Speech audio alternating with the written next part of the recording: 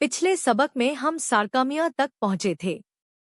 ये रही मायोफिब्रिल अपनी धारियों के साथ, और ये रहा उसका एक सार्कामिया। इसके अंदर दो किस्म के मायोफिलामेंट्स हैं। मोटे वाले थिक मायोफिलामेंट्स कहलाते हैं और इनकी चौड़ाई तकरीबन 16 नैनोमीटर है, और बारीक वाले थिन मायोफिलामेंट्स जिनकी चौड़ाई सिर्फ 7 से 8 नैनोमीटर है। आज हम इन्हीं दोनों की केमिस्ट्री देखेंगे, कौन सा प्रोटीन किस काम आता है। पहले थिक मायोफिलामेंट, ये बनता है मायोसिन नाम के प्रोटीन से, और ये रहा एक मायोसिन। इसमें दो पॉलीपेप्टाइड चेन्स हैं जो एक दूसरे के गिर्द लिपटी हुई हैं, और इनका सिरा फूल कर गोल हेड बनाता है। अब ऐसे बहुत सारे मायोसिन दुम से दुम मिलाकर एक थिक फिलामेंट बना लेते हैं। क्योंकि सबकी दुमें बीच की तरफ हैं, इसलिए बीच का हिस्सा खाली रह जाता है, वहां कोई हेड नहीं होता। बाकी सारे हेड्स फिलामेंट से बाहर निकले रहते हैं, और कॉन्ट्रैक्शन के वक्त यही हेड्स एक्टिन से जा मिलते हैं। अब थिन मायोफिलामेंट, ये 3 प्रोटीन से मिलकर बनता है एक्टिन, ट्रोपमायोसिन और ट्रोपोनिन। पहला है एक्टिन, जो इसका कोर बनाता है। एक्टिन की 2 लड़ियां हैं जो एक दूसरे के गिर्द मरोड़ी हुई हैं। हर लड़ी छोटे छोटे गोल दानों से बनी है, और एक्टिन पर वो जगहें भी हैं जहां मायोसिन का हेड आकर जुड़ सकता है। इनको मायोसिन बाइंडिंग साइट्स कहते हैं। दूसरा प्रोटीन है ट्रोपमायोसिन। इसकी 2 लड़ियां एक्टिन के कोर के गिर्द लिपट जाती हैं। इससे थिन फिलामेंट सख्त हो जाता है। अब वो पूरा का पूरा एक सरिये की तरह हिलता है। लेकिन ट्रोपमायोसिन का एक और काम है। आराम की हालत में ये उन बाइंडिंग साइट्स के ऊपर आकर बैठ जाती है। अब मायोसिन का हेड पहुंचता तो है, मगर जुड़ नहीं सकता, जगह रखी हुई है। तीसरा प्रोटीन है ट्रोपोनिन। ये थिन मायोफिलामेंट पर बराबर फासलों पर लगा रहता है। एक ट्रोपोनिन को करीब से देखिए। ये 3 पॉलीपेप्टाइड्स का बना हुआ है, और तीनों का काम अलग है। पहला एक्टिन से जुड़ता है, और यही रोकने वाला यानी इनहिबिटरी हिस्सा है। दूसरा ट्रोपमायोसिन से जुड़कर उसे अपनी जगह पर थामे रखता है, और तीसरा कैल्शियम आयन से जुड़ता है। यही तीसरा हिस्सा आगे चलकर सारा खेल बदल देगा। अब देखते हैं मसल सिकुड़ता कैसे है।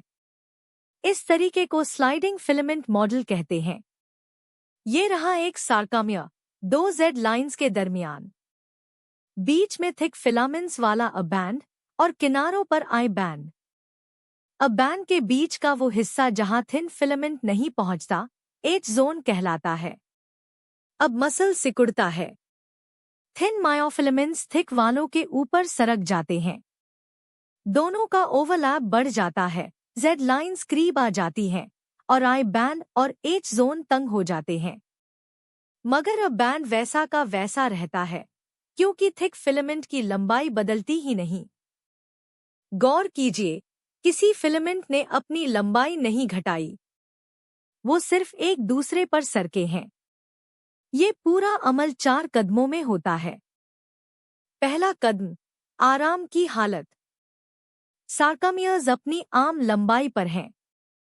एक्टिन पर बाइंडिंग साइट्स ट्रोपमायोसिन के नीचे ढके हुए हैं, और ट्रोपोनिन ट्रोपमायोसिन से जुड़ा बैठा है। इसलिए मायोसिन के हेड्स एक्टिन से नहीं जुड़ सकते।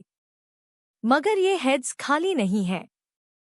इन्होंने एटीपी को पहले ही तोड़कर एडीपी और फॉस्फेट बना लिया है, और वो अपने साथ थामे हुए हैं।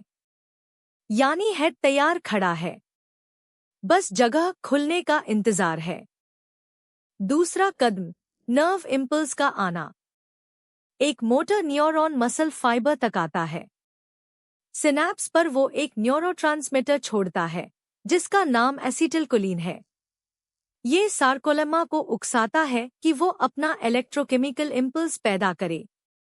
ये इम्पल्स सार्कोलेमा के साथ साथ दौड़ता है, और टी ट्यूब्यूलस के रास्ते फाइबर के अंदर उतर जाता है। अंदर ये सार्कोप्लाज्मिक रेटिक्यूलम तक पहुंचता है और सार्कोप्लाज्मिक रेटिक्यूलम अपने अंदर जमा कैल्शियम आयोन्स को साइटोसोल में छोड़ देता है। अब देखिए ये कैल्शियम आयोन्स करते क्या हैं। ये ट्रोपोनिन के उसी तीसरे हिस्से से जा लगते हैं।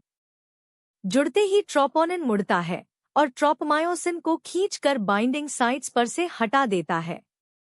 साइट्स खुल जाते हैं। अब मायोसिन के हेड के लिए रास्ता साफ है।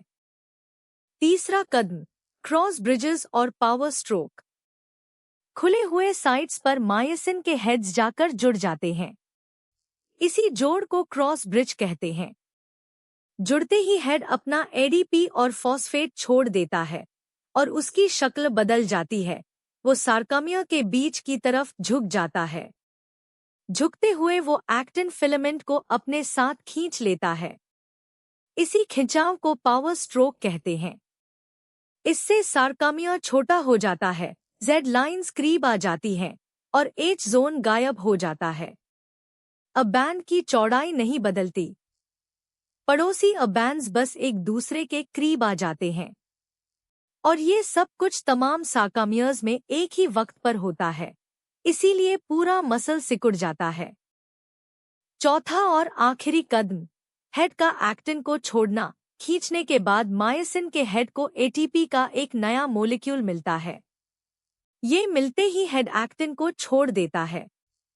फिर हेड इसी एटीपी को तोड़कर एडीपी और फॉस्फेट बनाता है और इससे मिलने वाली एनर्जी से वो दोबारा अपनी पहली शक्ल में आ जाता है। अब वो अगले साइट पर जुड़ने के लिए तैयार है और क्रॉस ब्रिज साइकिल फिर से चल पड़ता है। और एक दिलचस्प बात, मरने के बाद सेल एटीपी नहीं बना सकता, इसलिए क्रॉस ब्रिजेस टूट ही नहीं पाते। जिस्म अकड़ जाता है और इसी को रिगोर मोर्टिस कहते हैं। चलिए खुलासा करते हैं। थिन मायोफिलामेंट में 3 प्रोटीन्स हैं, एक्टिन, ट्रोपोमायोसिन और ट्रोपोनिन। आराम की हालत में ट्रोपोमायोसिन बाइंडिंग साइट्स को ढांपे रखती है। कैल्शियम ट्रोपोनिन से जुड़ता है, साइट्स खुलते हैं और हेड्स क्रॉस ब्रिजेस बना लेते हैं। पावर स्ट्रोक एक्टिन को खींचता है और सार्कामिया छोटा हो जाता है। नया एटीपी हेड को छुड़ाता है और साइकिल दोबारा चल पड़ता है।